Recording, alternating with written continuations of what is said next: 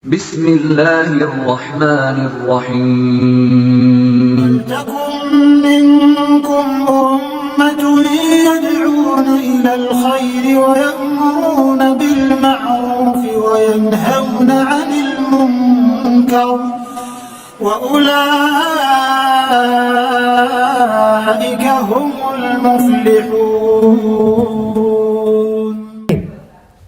Berkaitan dengan Idul Fitri, ada beberapa adab dan hukum yang perlu kita, insya Allah semua udah pada tahu, tapi kita merefresh ingatan kita.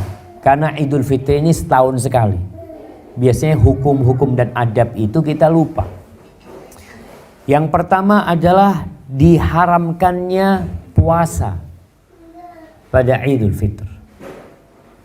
Dalam hadis yang diriwayatkan Imam Bukhari dari Umar bin Khattab radhiyallahu taala anhu, bahwa Umar khutbah Idul Fitri setelah sholat. Ada perbedaan khutbah Idul Fitri sama khutbah Jumat. Khutbah Idul Fitri dilaksanakan setelah sholat. Khutbah Jumat sebelum sholat. Khutbah Jumat wajib hukumnya menyimak. Bahkan kalau berbicara ketika mendengarkan khutbah Jumat, batallah pahala dia pada waktu itu. Tapi kalau khutbah Idul Fitri sunnah, sehingga orang habis sholat bisa langsung pulang. Makanya Umar bin Khattab radhiyallahu taala anhu, dia berceramah setelah sholat kemudian mengatakan, ya ayyuhan nas, wahai umat manusia, inna Rasulullah sallallahu alaihi wasallam qad nahakum an siyami hadainil idain. Sesungguhnya Nabi SAW, Rasulullah itu telah melarang kalian untuk berpuasa di dua hari raya ini. Amma ahaduhuma, adapun salah satunya adalah fayaumu fitrikum min siyamikum, hari tatkala kalian berbuka dari puasa kalian. Wa ammal akhar, adapun hari lainnya adalah fayaumu ta'kuluna nusukakum, hari kalian memakan hewan kurban kalian. Maka subhanallah jemaah, Islam itu peduli dengan semua urusan. Urusan dunia diurus, urusan makan diatur. Kapan boleh makan, kapan gak boleh makan. Siang hari Ramadan haram makan. Haram makan. Siang hari di Idul Fitri wajib makan. Artinya kalau berpuasa dosa. Dan ini juga yang menunjukkan kalau kita ini hamba, budaknya Allah, tidak boleh bertindak kecuali sesuai dengan aturan. Disuruh makan kita makan, gak boleh makan kita gak makan. Kalau ditanya kenapa kamu kok puasa? Saudara-saudara kita yang di Jepang, di beberapa perusahaan itu kesian gak boleh puasa. Gak boleh puasa. Sampai anak punya teman cerita, dia sudah level tinggi lah sekarang. Dia cerita dulu saat bos anak itu sayang sama anak. Ketika Ramadan anak boleh puasa, tapi suatu hari anak dipanggil ke kantor bos. Sini, tutup pintunya kata dia. Dikasih makan, kamu makan kata. Tuhan kamu gak kelihatan insya Allah, kamu makan. Sampai seperti itu ya. Artinya mereka gak paham bahwasanya kita meninggalkan makan dan minum karena beriman. Mereka gak punya iman. Maka itu yang menyebabkan orang jadi merasa aneh ketika melihat satu tindakan yang buat dia mustahil gitu loh. Mustahil. Makanya kemarin ketika anak jumpa sama awal Ramadan itu jamaah, anak ke Jakarta terus ke Qatar. Isi kajian di rumah seorang polisi. Di situ ada atlet Ironman. Mereka yang olahraganya, lombanya itu naik sepeda 180 kilo, lari 42 kilo, berenang 4 kilometer hanya dalam 17 jam. 17 jam. Anak kalau ngelihat orangnya itu kurus. Ya. Masya Allah. Kuat sampean mas. Alhamdulillah. Artinya secara akal kita tak mungkin. Tapi kenapa dia lakukan itu? Kalau kita tanyakan dapat apa mas? Anak mas dapat apa melakukan itu semua? Dapat apa jamaah? Dapat senang. Dapat senang. Nggak dapat apa-apa. Antum ngeliat teman-teman kita yang kadang-kala naik ke gunung, ya mendaki gunung, ya sampai atas gunung terus turun lagi. Mas, ada apa turun lagi? Kan sudah capek-capek sampai atas sana terus turun lagi. Dapat apa? Dapat senang. Begitu pula kita tatkala berpuasa, kita itu bisa dapat senang. Kata Rasul SAW, "Lis-shaim farhatan." Orang yang puasa itu memiliki dua kesenangan. Kesenangan ketika berbuka, Idul Fitri, sebentar lagi kita berbuka. Dan kesenangan yang kedua ketika berjumpa dengan Allah Azza wa Jalla. Jadi kalau itu yang ada pada diri kita, insya Allah mengabdi kepada Allah ini mudah, nggak berat. Sholat pun tidak berat. Maka itu berkaitan dengan hukum yang pertama, haram berpuasa pada waktu Idul Fitri. Disuruh sama Allah laksanakan, dilarang tinggalkan. Kita kadangkala banyak bertanya, yang akhirnya membuat kita malas beramal. Kenapa Ustaz? Kok nggak boleh puasa?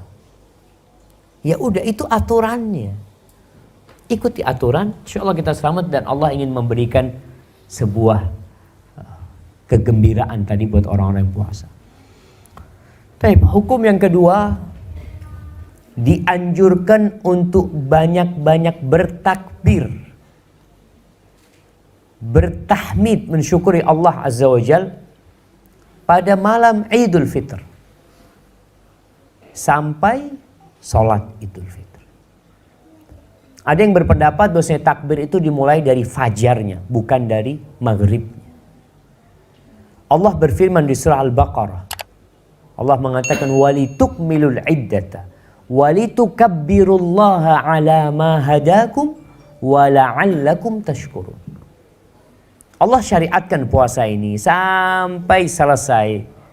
Lalu Allah katakan agar kalian menyempurnakan Ramadan itu sampai selesai.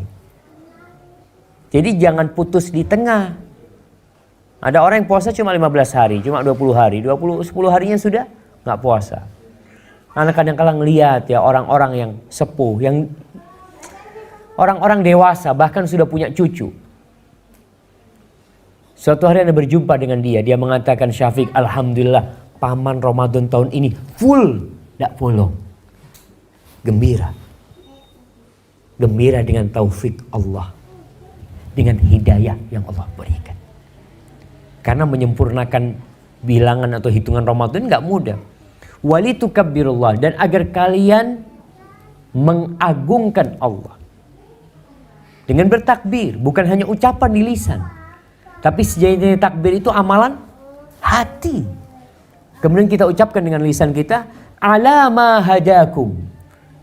Kalian kenapa bertakbir?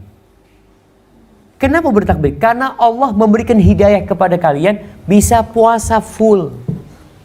Kadangkala ini lagi jemaah, fenomena yang ada, banyak takbir keliling, tapi yang takbiran itu enggak poso. Enggak sholat juga. Kemarin ada seorang wanita, subhanallah, yang dia telepon Ana ya. Dia mengatakan, Ustaz, Ana sudah 12 tahun nikah sama suami Ana, Ustaz. Ana nggak pernah lihat suami Ana sholat, Ustaz. Dan alhamdulillah kemarin Ana ngelihat suami Ana sholat di awal Ramadan, sholat subuh. Setelah itu nggak sholat lagi. Puasa, Ustaz.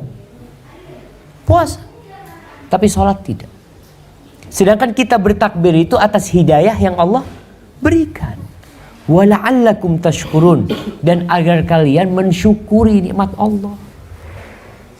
Karena kalian bisa puasa pun karena nikmat yang Allah berikan. Maka malam takbiran itu usahakan kita mengajak keluarga kita untuk bertakbir. Tidak harus bareng-bareng. Bahkan Rasulullah SAW tidak mengajarkan takbir berjamaah. Sudah semua bertakbir suaranya bareng nggak apa-apa. Karena Anda lihat tatkala takbir itu dipimpin, nanti kalau berhenti yang mimpin, ya diam semuanya. Mandek kabeh, sorry. Wis, lo ini semuanya takbir masing-masing. Banyak-banyakan takbir. Itu yang seharusnya kita lakukan. Jadi orang tua malam itu mungkin naik mobil sama anaknya, buka, turunkan jendelanya. Takbir. Karena dianjurkan dengan suara keras. Bertakbir kita. menunjukkan kepada orang. Masuk ke minimarket, mau beli sesuatu, takbir lisannya. Allahu Akbar, Allahu Akbar. Abdullah bin Umar sama Abu Hurairah itu, atau Abdullah bin Abbas juga. Beliau itu biasa bertakbir di pasar. Karena yang perlu diingatkan kepada Allah ini siapa? Yang di pasar itu. Ketika Abu Hurairah masuk pasar bertakbir, orang pasar ikut bertakbir. Biasanya kan mereka nunggu pelanggan ya, sibuk ngitung fulus. Dengar takbir, Allahu Akbar, Allahu Akbar, ikut bertakbir. Itu dilakukan oleh para sahabat. Sehingga kalau bicara takbir keliling itu seharusnya dilakukan. Berangkat ke pasar kita masuk. Kita sebagai muslim nggak harus bawa apa? Bawa sound system apa? Enggak, masuk sudah. Allahu Akbar sambil nunggu, umpamanya kita lagi ngantri. Orang bayar, kita di belakangnya takbir gitu. Allahu Akbar, Allahu Akbar, Allahu Akbar. Mungkin antum akan ditoleh sama yang di depan antum. Ini duduk masjid, Mas. Berarti kan sudah ada yang salah ketika berpikir takbir itu khusus di masjid. Tidak. Maka malam itu kita takbir, berangkat ke tempat sholat. Kita ini benar-benar sibuk kadang-kala jamaah. Ya, anak merasakan sendiri di rumah ya. Istri habis subuh nyiapkan anaknya. Kita tetap di rumah nyiapkan anak kita untuk berangkat ke masjid, berangkat ke musola dengan bertakbir. Sehingga anak-anak kita pun ikut dengan takbir orang tua. Taib. Sifat takbir bagaimana? Bebas. Allahu Akbar 2 kali atau Allahu Akbar, Allahu Akbar, Allahu Akbar. La ilaha illallah wallahu akbar, Allahu akbar, walillahil hamd. Baca itu takbir ya. Kemudian yang ketiga, dianjurkan untuk bersih-bersih. Mandi. Sebagaimana kita Jumatan lah. Kita dianjurkan untuk mandi. Kemudian ya pakai baju yang paling bagus. Bukan baru. Bukan baju baru. Tapi baju yang paling bagus yang kita miliki. Nah, enggak, ini bahaya. Kadangkala yang baru itu harganya 100.000.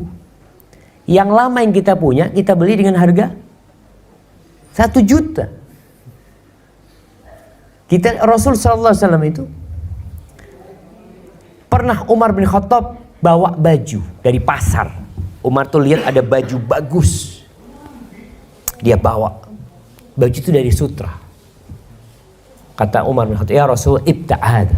Ya Rasul, engkau beli ini untuk engkau pakai di hari-hari besar, hari Jumat ya, untuk pakai. Dan ketika menjumpain delegasi-delegasi tamu-tamu negara yang datang. Cuma Rasulullah SAW marah sama Umar karena baju itu dari sutra, nggak boleh dipakai oleh mukmin. Kemudian di sini Aisyah radhiyallahu taala anha berkata, Rasulullah sallallahu alaihi wasallam mengatakan, "Ma 'ala ahadikum ayyakuna lahu thawban." Bisa nggak kalian itu punya baju nggak cuma 2 gitu loh. Siwa thawbai mihnatihi li jum'atihi. Kadang-kadang orang pakai baju kerja itu untuk Jumatan. Kan seharusnya Jumat itu pakai baju yang bagus juga jemaah. Tapi banyak orang Jumatan itu pakai baju kerja mereka. Mereka pakai baju kerja mereka. Ini hadis riwayat Abu Dawud dan ya sunnah lah kita pakai baju yang bagus, bukan yang baru. Bukan yang baru. Apa warnanya bebas, cuma Rasul sallallahu alaihi wasallam itu suka warna putih. Sehingga kalau kita lihat dulu baju koko itu, baju takwa itu rata-rata warnanya putih, hampir semuanya putih. Tapi selain itu nggak apa-apa, yang penting baju itu bagus, bukan untuk menyombongkan diri, tapi untuk ikut bergembira dengan saudara-saudara kita. Baik, adab yang keempat, disunnahkan untuk makan sebelum sholat. Ini perbedaan Idul Adha sama Idul Fitri. Kalau Idul Adha dianjurkan untuk tidak makan kecuali setelah menyembelih hewan kurban. Jadi Rasulullah SAW itu kalau Idul Adha beliau nggak makan. Pulang dari sholat Id beliau sembelih kurbannya, dimasak, dimakan. Seperti itu. Tapi kadangkala kita masih jauh dari sunnah itu. Padahal bisa dilakukan. Kita punya kurban, kita potong, dan nggak lama lah. Yang lama itu kalau masak. Kalau bakar sate, ibu-ibu nih yang bakar sate, butuh berapa menit masak daging kambing itu? Berapa? 5 menit? Nggak sampai jamaah. Antum kalau lihat orang bakar sate, nggak sampai 5 menit sudah matang. Itu pun bisa kita lakukan.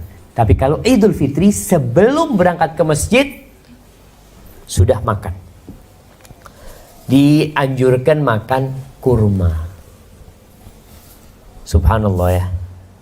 Rasul sallallahu alaihi wasallam kata Anas bin Malik, kana Nabi sallallahu alaihi wasallam la yaghdu yaumal fitri hatta ya'kul tamarat.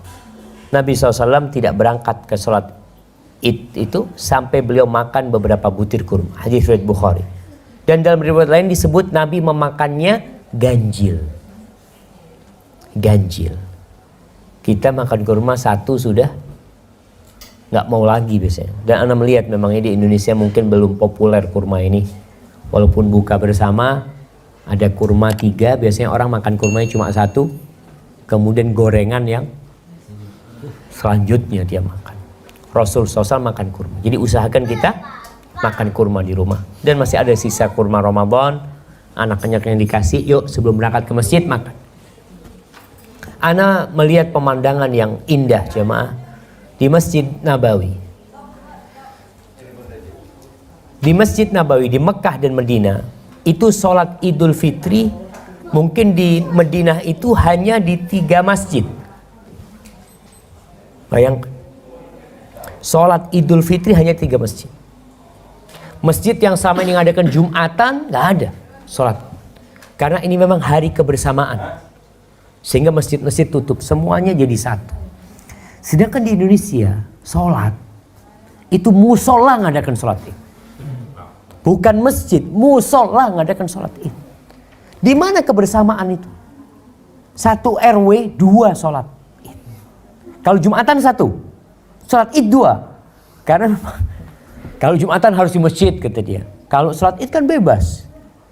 Allahu Akbar jemaah. Jadi Rasulullah SAW beliau sholat Id di masjid, di mana? Di lapangan biasanya Nabi SAW. Kembali kepada yang Ana lihat di Masjid Nabawi ya. Kadang-kadang sambil nunggu sholat itu kan takbir. Ada anak kecil yang Ana lihat dia bawa wadahnya kurma. Keliling dia jemaah. Sama tisu. Kan mungkin ada orang-orang yang belum makan tadi di rumahnya.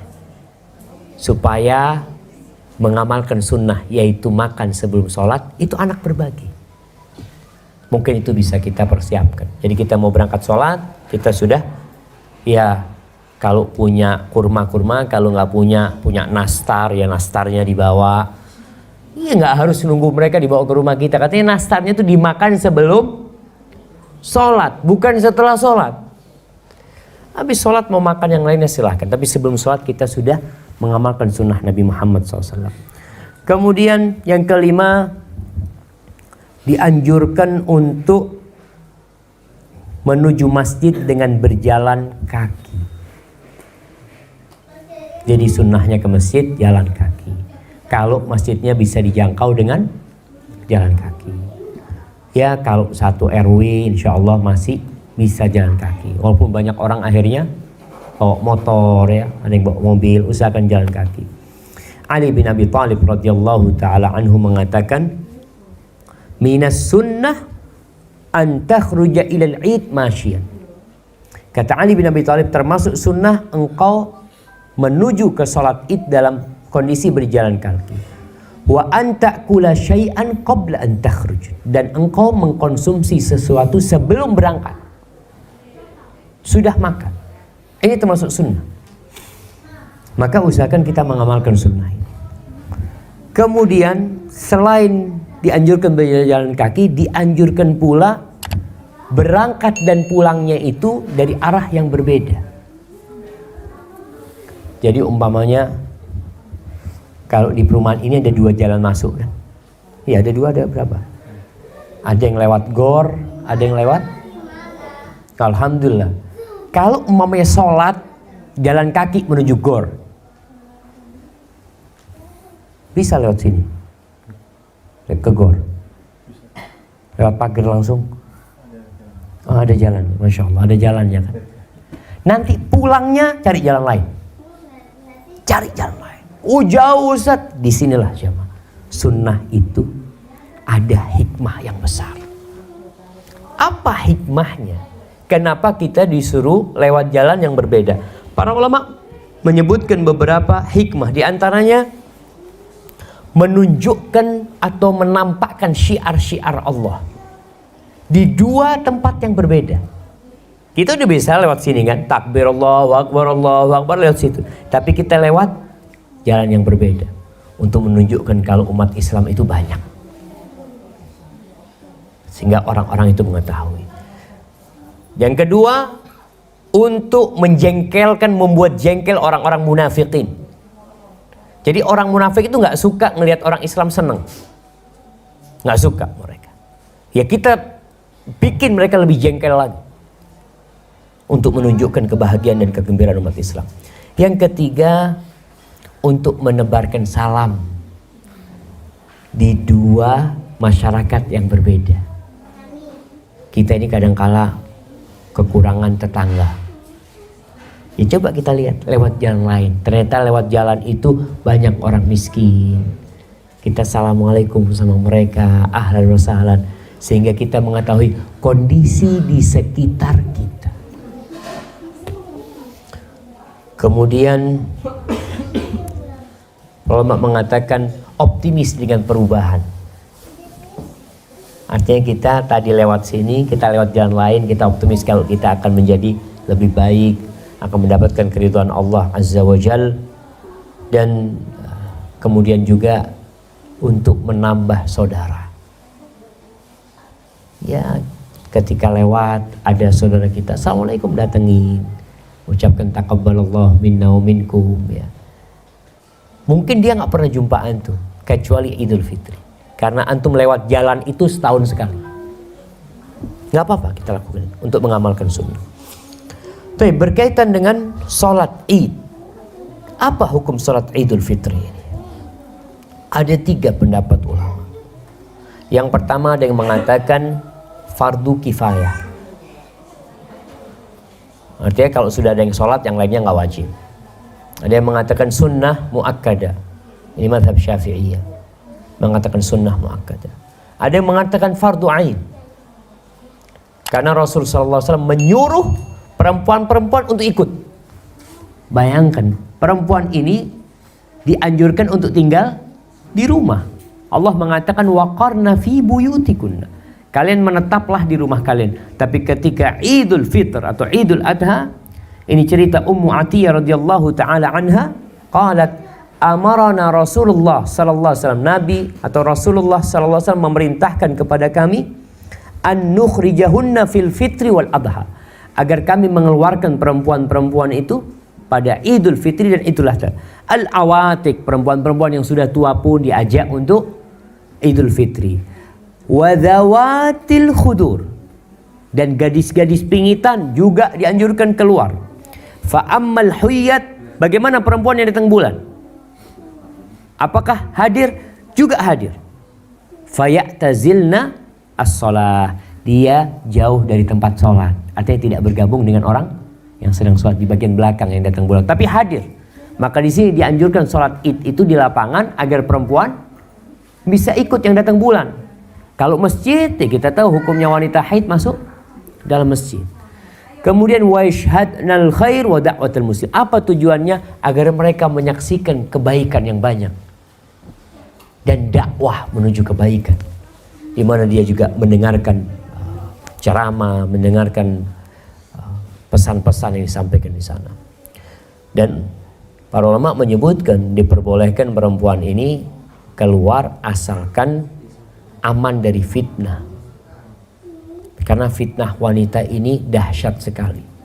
Maka ketika perempuan keluar ikut sholat id, jangan berhias seperti hiasnya orang jahiliyah. Perempuan nggak boleh pakai parfum yang semerbak yang bisa dicium oleh orang laki-laki lain. Tapi kalau untuk keluarganya, untuk suaminya, silahkan dia berhias. Yang terakhir jamaah, berkaitan dengan ucapan selamat ya. Kita dianjurkan di Idul Fitr ini untuk mengucapkan selamat. Apa ucapan selamat yang biasa kita ucapkan? Minal aidin wal faizin, mohon maaf lahir dan batin. Ana ingin meluruskan, minal aidin wal faizin itu artinya bukan mohon maaf lahir dan batin. Minal aidin artinya semoga termasuk orang-orang yang kembali, yang merasakan hari raya ini. Wal faizin, faizin itu dari asal kata fauzan, yang artinya kesuksesan dan keberhasilan.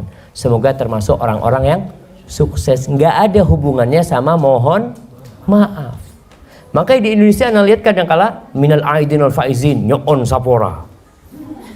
Wah, arti beda. Minta maaf silahkan, kita minta maaf kalau punya salah. Tapi ucapan selamat itu adalah mendoakan orang ini karena selesai puasa selama 30 hari. Taqabbalallahu minna wa minkum, semoga Allah menerima dari kami dan dari kalian. Seperti itu arti doa yang kita inginkan. Dan mohon maaf ini tidak harus nunggu Idul Fitri, dan tidak boleh nunggu Idul Fitri. Kalau punya salah bulan Ramadan, ya minta maaf sekarang. Siapa yang menjamin antum hidup sampai Idul Fitri? Nggak ada yang menjamin. Dan sudah menjadi kebudayaan di Indonesia, kalau punya salah, aku nanti mau minta maaf kalau Lebaran. Udah tahu punya salah, minta maafnya kapan? Nunggu Lebaran. Maka tolong diperhatikan, silahkan kalau memang mau minta maaf, tapi jangan nunggu Lebaran. Kapan kita punya salah, ketika itu kita minta maaf. Hadza wallahu a'lam bishawab. Dan silaturahim dijaga ketika Idul Fitri. Bersenang-senang di Idul Fitri ini diperbolehkan, tapi dengan batasan-batasan yang sudah ditentukan. Barakallahu fiik. Baik. وَلْتَكُنْ مِنْكُمْ أُمَّةٌ يَدْعُونَ إِلَى الْخَيْرِ وَيَأْمُرُونَ بِالْمَعْرُوفِ وَيَنْهَوْنَ عَنِ الْمُنْكَرِ وَأُولَئِكَ